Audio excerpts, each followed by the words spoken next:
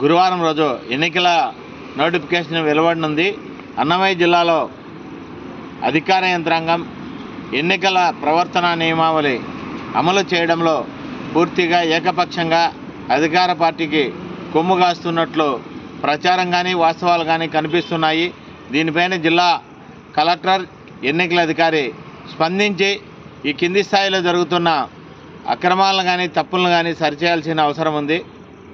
ఎందుకోసమంటే గతంలో ఈ జిల్లా ఏర్పాటైనప్పుడు ఈ జిల్లా కలెక్టర్గా వచ్చిన గిరీష్ ఐఏఎస్ స్థానిక అధికార పార్టీ నాయకులతో కొమ్ముగాసి తాను కూడా అధికార పార్టీ కార్యకర్తలాగానే వ్యవహరించడంతో కింది స్థాయి అధికార యంత్రాంగం పూర్తి కూడా మేము పార్టీ కార్యకర్తలం అనే భావంతోనే నిండిపోయింది.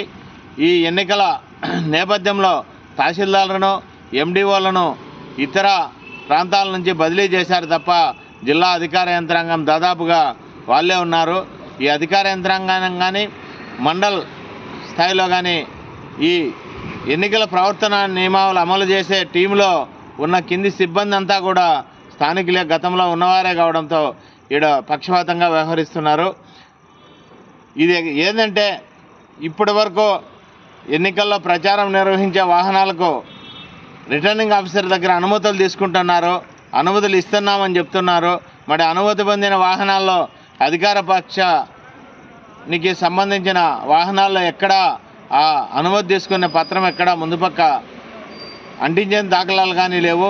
విచ్చలవిడిగా అలాగే తిరుగుతుంటే మండల కోడ్ కమిటీ అమలు చేసే వాళ్ళు కూడా చూసేస్తున్నట్లు వ్యవహరిస్తున్నారు. అట్లాంటి ఏదైతే వాహనాలకు కనిపించకుండా డిస్ప్లే కాకుండా పెట్టిండారో వాటిపైన తక్షణం కేసులు నమోదు చేసి ఈ మండల కమిటీలను సర్చ్ చేసే విధంగా ఉండాలా. లేదంటే కూడా జిల్లా అధికార యంత్రాంగం తక్షణమే స్పందించి కింది స్థాయి పైన తక్షణ చర్యలు తీసుకోవాలా. జిల్లా హెడ్ క్వార్టర్లోనే దాదాపు 8-10 వాహనాలు అధికార పార్టీకి సంబంధించినవి విచ్చలవిడిగా తిరుగుతూ ఉంటే వాటికి ఎక్కడ అనుమతి పత్రాలు ఎక్కడ అంటించిన దాఖలాలు లేవు. అనుమతి ఉందో లేదో అందరికీ సామాన్యులకు తెలీదు. ఇది రాబోయే కాలంలో ఒక వివక్షకు దారితీసే పరిస్థితి ఉంది. ఎన్నికలు ప్రశాంతంగా నిర్వహించాలంటే అన్ని పక్షాలను సమానంగా జిల్లా ఎన్నికల అధికార యంత్రాంగం చూసి వాటిని అమలు చేయాల్సిన అవసరం ఎంతైనా ఉంది.